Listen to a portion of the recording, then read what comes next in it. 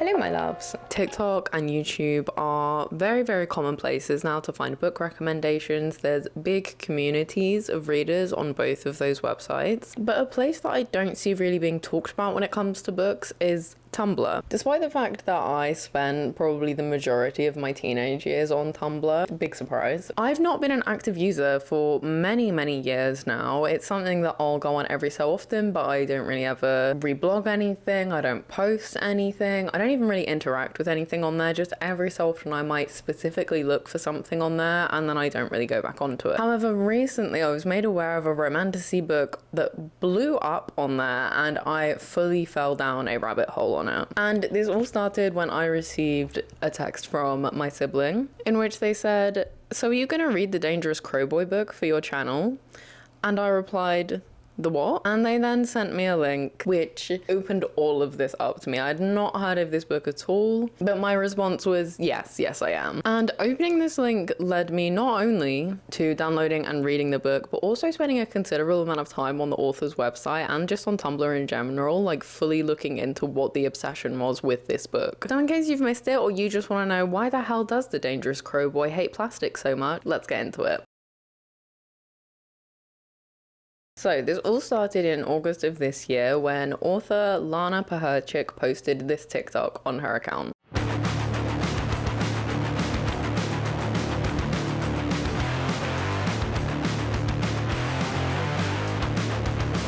So this was in promotion for her upcoming book, which I think released in August of this year, called The Company of Vengeful Crows. Now, to me, while this does seem like a fun, silly premise for a romantasy, it also didn't really seem like anything too out of the ordinary. I mean, I've read an entire series about cutlery men, so, you know, in comparison to that. For whatever reason though, this silly little promo for this book took on a whole life of its own after Tumblr user Lesbanoy posted screenshots just of that video on their page with no context whatsoever, and the post quickly got, I think it was like over 40k notes within like a week, which is quite a lot for Tumblr. And from there it just kind of spiraled into hundreds of memes being posted about the dangerous crowboy and his hate of plastic and his plastic girlfriend over the coming days and weeks, some of which I have saved to be able to share with you in case you missed all of it. Don't you hate it when you're given a really cool leather jacket but it turns out to be pleather? Fuck man, now the dangerous crowboy, his job it is to destroy plastic, will become obsessed with me. Dangerous crowboy just flew full speed into the glass window of the plastic factory, killing him instantly. This one I really appreciated actually. Me chuckling at some of the absurd premises and heteronormative weirdness endemic in a lot of trendy romantasy series. These aren't real books, this is not real literature, this is horrendous brain rot and the downfall of society. Me, I'm gonna die fighting for Dangerous Crowboy and his plastic wearing bogan. The boo-boos have become endangered species thanks to overhunting by the invasive Dangerous Crowboy. Me, just got home from the plastic factory, they finally let me take some home. Finally, some plastic of my own. The distant sound of flapping wings. Thing is, I don't think it's all that environmentally friendly for the crowboy to just destroy a perfectly good dress that could be used for a long time. I mean, she already has it, she might as well use it instead of wasting it, and then maybe the plastic can be reused for a bag or something. I get that it's his job, but maybe he should question the system a little.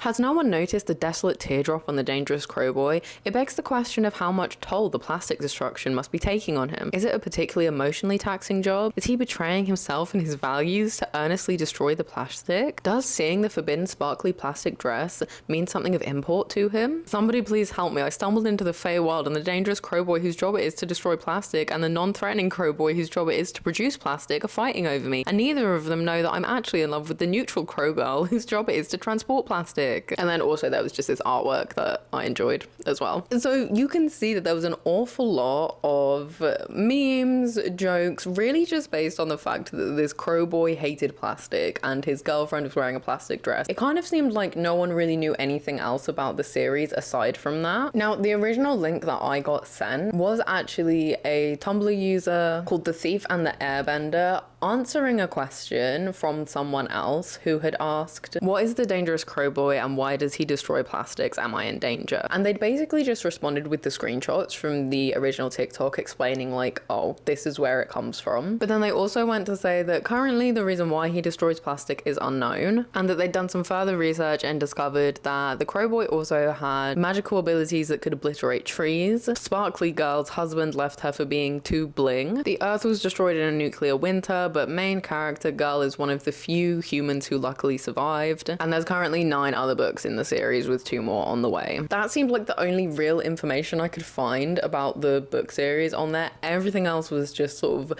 the meme. This doesn't seem like it was done in a way of like poking fun at romantasy as one of those sort of post shows. It more just seemed like a humorous enjoyment of quite a silly premise for a book. And the author was aware of this and actually took it in very good humor. She even added a few sections in her FAQ page on her website directly in relation to some of the things that were being discussed on Tumblr. And she also added on the listing for specifically this book, The Company of Vengeful Crows, the listing for that on her page, she also added like a dedication at the bottom of the description to thank Tumblr for making this book soar. It just felt quite wholesome almost, sort of everyone on Tumblr just like becoming obsessed with this crow boy and the author just sort of like joining in and enjoying it.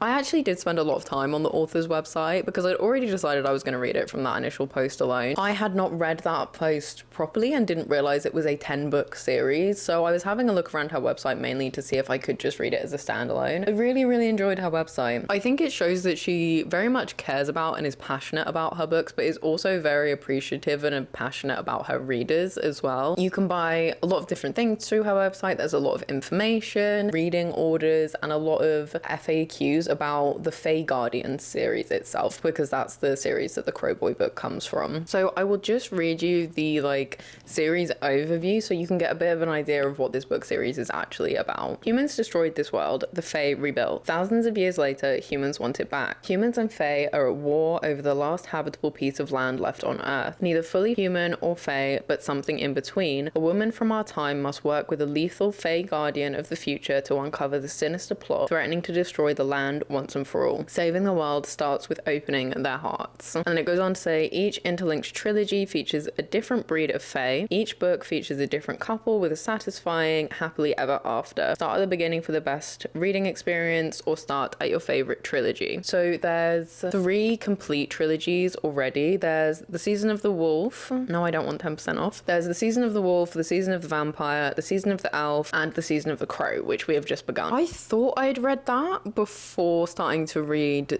The Company of Vengeful Crows. Thinking about it now, I don't actually think I had read that series overview beforehand. I would say to anyone thinking about reading this book purely to find out about the dangerous crowboy himself and why he hates plastic, I would say it's doable to start from this book. However, it does feel a bit like you're just completely thrown in the deep end because obviously you don't have all of the context of all of the previous books. And my main feeling while reading this book was simply confusion. And I do think part of that was because obviously there's 9 books of lore and war and politics and world building and different characters beforehand that I had not read. But I do also think some of the backstory and information about different characters and how they linked together in this book was left a little bit ambiguous, or was maybe missing some parts, because there were some characters that I could see maybe potentially could have been mentioned in previous books, but I'm not sure if all of them would have been, or if their stories would have been explored in previous books, which makes me think that potentially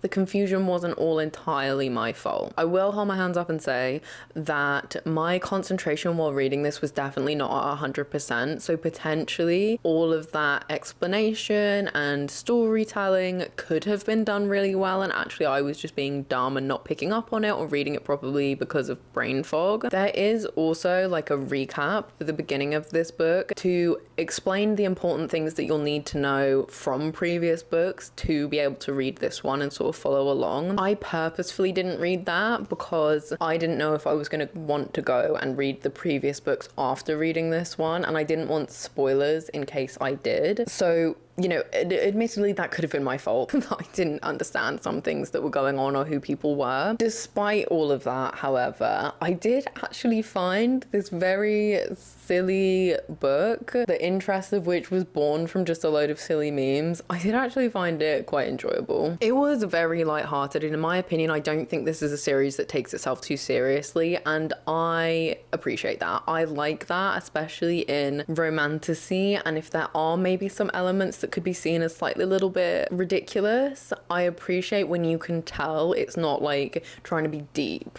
or anything like that. I like when it feels a little bit more silly, and this definitely does.